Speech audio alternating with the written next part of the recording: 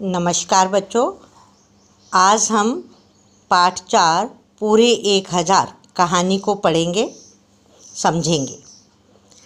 ये कहानी केवल बच्चों पढ़ने के लिए है, इसका अभ्यास कार्य नहीं है, तो इसलिए हम इसे सिर्फ पढ़ेंगे और समझेंगे। तो शुरू करते हैं, चलिए। मुल्ला नसीरुद्दीन रोज़ सुबह अपने आंगन में प्रार्थना करता था और चिल्लाकर कहता था, यह अल्लाह, मुझे 1000 दिनार दें। 1000 यानी 1000। अब यहाँ पर इस कहानी में क्या है कि मुल्ला नसीरुद्दीन रोज़ अपने आंगन में अपने अल्लाह से प्रार्थना करता है चिल्लाकर। देखा होगा आपने कि जो मुस्लिम लोग होते हैं वो सुबह सुबह नमाज़ पढ़ते हैं, अदा करते हैं, तो वहाँ पर वो अपने आंगन में चिल्लाकर प्रार्थना कर रहा है कि मुझे, हे अल्लाह, मुझे 1000 दिनार दे। दिनार क्या होता है? पहले समय में सोने की सिक्के होते थे, सोने की, उसे दिनार कहते हैं। तो 1000 यानी कि 1000 की पूरी 1000 होनी चाहिए, ना एक कम हो ना एक ज़्यादा हो। तो 999 भी देगा तो मैं उसे हाथ तक नहीं लगाऊंगा। सुन लेना।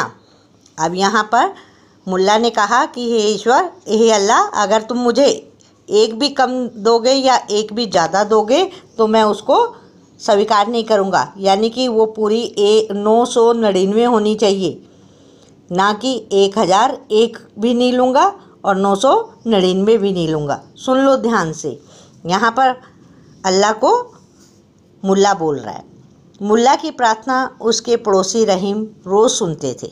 अब ये बात जो थे, उसका एक पड़ोसी रहीम चाचा थे, वो हर रोज़ सुनता था कि भाई ये हर रोज़ ये प्रार्थना करता है अपने अल्लाह से कि ना मुझे एक कम रुपया चाहिए ना ज़्यादा चाहिए, मुझे पूरी 1000 दिनार चाहिए। तो ये रहीम चाचा हर रोज़ सुनते थे, तो उन्होंने सोचा मैं देखूं। उन्होंने सोचा देखें मुल्ला सच कह रहा है या झूठ, कि ये झूठ बोल रहा है या सच बोल रहा है। एक दिन मुल्ला प्रार्थना कर रहा था कि रहीम चाचा ने एक थैली में 999 दिनार डालकर मुल्ला के आगे फेंक दी और छुप कर देखने लगे कि अब मुल्ला क्या करता है। जो रहीम चाचा थे वो उन्होंने सोचा कि देखूं मैं, मुल्ला रोज़ प्रार्थना करता है और तो इसकी प्रार्थना में ये सच बोलता है या झूठ बोलता है। उन्होंने, रहीम चाचा ने एक थैली में अपने पास से 999 दिनार डालकर मुल्ला के आगे फेंक दी और छुप कर देखने लगे कि मुल्ला क्या करता है, इसका उठाता है या नहीं उठाता। तो मुल्ला के प्रार्थना के बाद आंखें खोली तो सामने थैली पड़ी पाई। अब मुल्ला ने जैसे ही प्रार्थना करके हटा तो उसने देखा कि उसके सामने तो थैली पड़ी है, क्योंकि उसे अपने ईश्वर पर, अपने अल्लाह पर बड़ा विश्वास था। इधर उधर देखा उसने, कोई नहीं है। मुल्ला ने देखा कि कोई आसपास नहीं है, इधर उधर देखा उसने कि कोई नहीं है। उसने हाथ उठाकर खुशी से अल्लाह का शुक्रिया अदा किया। शुक्रिया यानी कि धन्यवाद दिया। उसने देखा कि कोई आसपास नहीं है, उसने भगवान से खुश होकर अल्लाह को अपने उसका धन्यवाद किया। फिर थैली खोलकर सिक्के गिने तो 999 निकले। अब जब मुल्ला जो है उसने अपनी ये थैली खोली कि अल्लाह ने मुझे दी है, मैं सिक्के गिन लूँ, तो उसमें गिनने के बाद उसमें 999 दिनार निकले। आखिर तूने 999 ही दिए, कहकर मुल्ला ने थैली उठाई और घर रख दी। अब मुल्ला जो था उसने जब गिने उसमें तो 999 थे, तो उसने अल्लाह से कहा कि आखिर तूने 999 ही दिए, कहकर मुल्ला ने थैली उठाई और घर के अंदर रख दी चुपचाप, क्योंकि उसने कहा था कि मैं हाथ नहीं लगाऊंगा इससे, अगर एक भी ज़्यादा हुई या एक भी कम हुई। 2 दिन हुए, 4 दिन हुए। अब मुल्ला ना तो पहले की तरह प्रार्थना करता, ना ही थैली बाहर निकालता। अब मुल्ला जो था उसने जो है हर रोज़, जो 2 दिन हुए, 4 दिन हुए, थैली जो उसने अंदर रखी थी उसको वहीं पे रखे रहने दिया और उसके बाद उसने भगवान अल्लाह से प्रार्थना भी नहीं की, भगवान से प्रार्थना भी नहीं की। कुछ नहीं किया और ना ही थैली को छुआ। आखिर रहीम चाचा से रहा नहीं गया। जो रहीम चाचा थे उन्होंने देखा कि ये तो ना तो प्रार्थना कर रहा है मुल्ला, ना थैली को उठा रहा है, तो उनसे रहा नहीं गया। वे मुल्ला के पास गए और बोले, क्या बात है, आजकल प्रार्थना बंद है?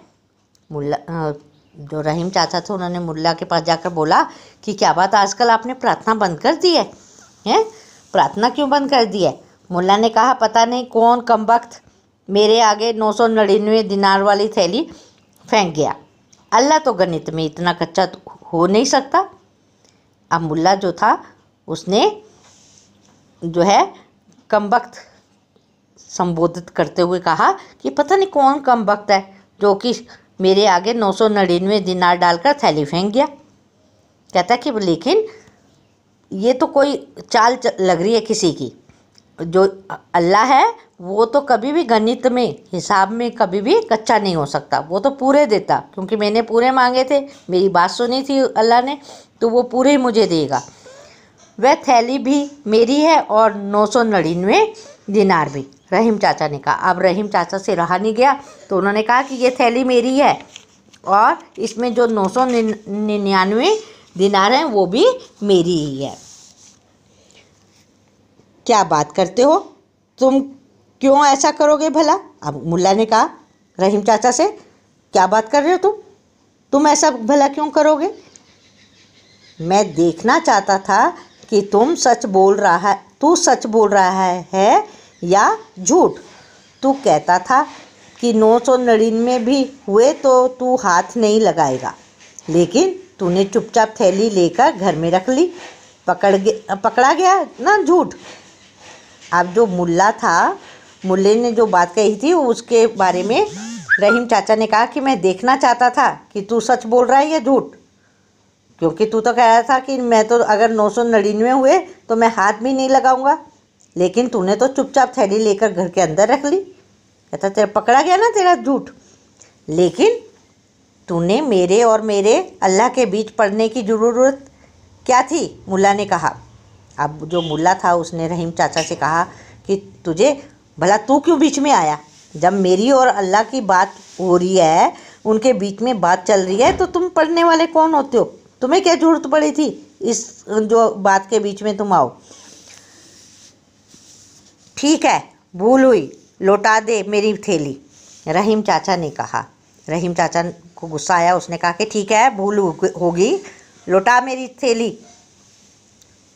अब मुल्ला ने कहा कौन सी थैली? मुल्ला तो वही जिसमें 999 दिनार है, वह तो अल्लाह ने मुझे दी है। जो गणित में कच्चा नहीं है उसने भी गिनने में भूल हो सकती है। अब जो है मुल्ला जो था उसने कहा कि मुल्ला ने कहा कौन सी थैली दूँ तुझे? रहीम ने कहा कि वही जो इसमें 999 दिनार है। तो जो मुल्ला था उसने कहा कि नहीं, ये तो मेरे अल्लाह ने मुझे दी है, लेकिन वो गणित में कभी कच्चा नहीं हो सकता, उसके शायद गिनने में भूल हो सकती है, उससे भूल हो गई है। रहीम चाचा अपना सा मुँह लेकर चले गए। दूसरे दिन फिर आए और बोले, ऐसा करते हैं, हम शहर काजी के पास चलते हैं, उन्हें सारी बात बता देते हैं, फिर वह जो इंसाफ करें बोल मंजूर है। अब जो रहीम चाचा है उनको तो बड़ा परेशान हो गए वो कि मेरी तो 999 जो दिनार है वो चली गई। तो उन्होंने रहीम चाचा से कहा कि रहीम चाचा अपना सा मुँह लेकर वहाँ से चले गए जबरन। तो उसके बाद दूसरे दिन फिर वो आए और बोले, ऐसा करते हैं कि हम शहर के प्रसिद्ध काजी के पास चलते हैं, है ना, काजी के पास चलते हैं, वो न्याय करेंगे। काजी जो होता है ये मुस्लिम उसमें काजी होता है, जैसे हमारे यहाँ पर वकील होते हैं जो न्याय कर जज होते हैं, इसी तरह से यहाँ पर काजी होते हैं। काजी क्या करते हैं, इनका फैसला करते हैं। तो कहते हैं उनके पास चलते हैं, उन्हें सारी बात बताते हैं और फिर जो इंसाफ होगा हमें मंजूर हो जाएगा। तो मुल्ला ने कहा मंजूर है, मगर एक समस्या है। क्या? रहीम चाचा ने कहा, मेरे पास ढंग के कपड़े नहीं हैं, काजी के पास क्या ऐसे ही फटे हाल से जाऊंगा? अब जो रहीम चाचा को मुल्ला ने कहा, मुल्ला बड़ा तेज़ थे मुल्ला जी, तो उन्होंने रहीम चाचा से कहा कि मेरे पास ढंग के कपड़े नहीं है, काजी के पास क्या मैं इसी एक गंदे फटे पुराने कपड़ों के इस हाल में जाऊंगा? तो चल एक दिन के लिए कपड़े मैं दे दूंगा। अब काजी जो रहीम चाचा थे उसने कहा कि मैं, चलो कोई बात नहीं, मैं तुम्हें एक दिन के लिए अपने कपड़े दे देता हूँ। एक और समस्या है, मुझसे इतनी दूर पैदल नहीं जाया जाएगा।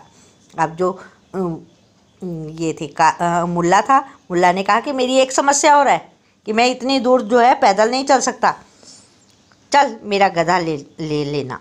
अब जो रहीम चाचा ने कहा कि चल कोई बात नहीं, तो मेरा गधा भी ले लेना।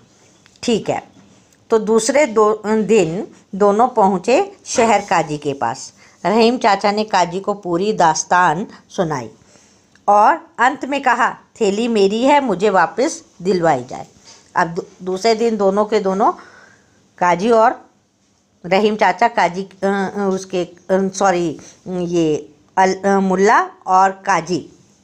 मुल्ला और रहीम चाचा दोनों काजी के पास गए।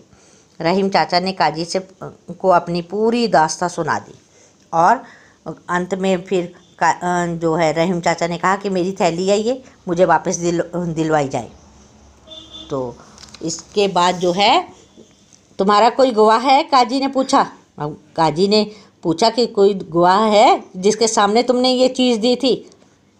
रहीम चाचा को कहा। गवाह तो रहीम चाचा का कोई नहीं था, क्योंकि रहीम चाचा ने तो चालाकी चली थी ना, चुपके से डाल आए थे उसके आंगन में, मुल्ला के आंगन में। तो काजी कुछ कहते उससे पहले ही मुल्ला बोला, हुजूर, दूसरे की चीज़ को अपनी बताना इनकी आदत है।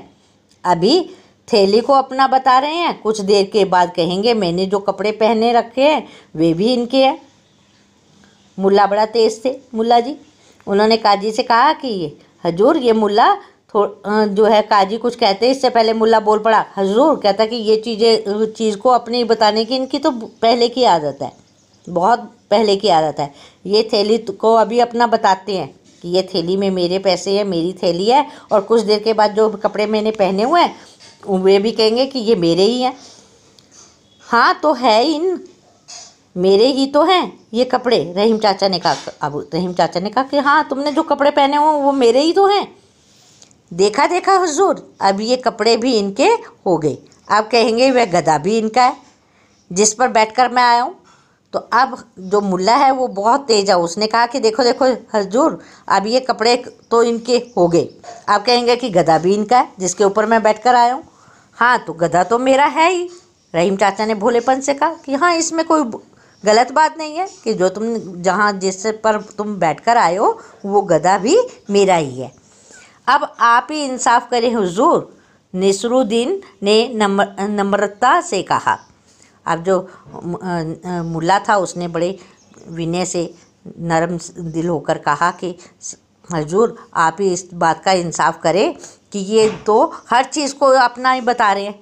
ये अब कह रहे हैं कि 999 वाली थैली भी मेरी है, कपड़े भी मेरे हैं और ये गधा भी मेरा है। तो बताए, अब आप खुद ही इंसाफ करें। काजी ने रहीम चाचा को अपनी आदत से बाज आने को कहा, अपना वक्त बिगाड़ने के लिए उन्हें डांटा और थैली मुल्ला को दे दी।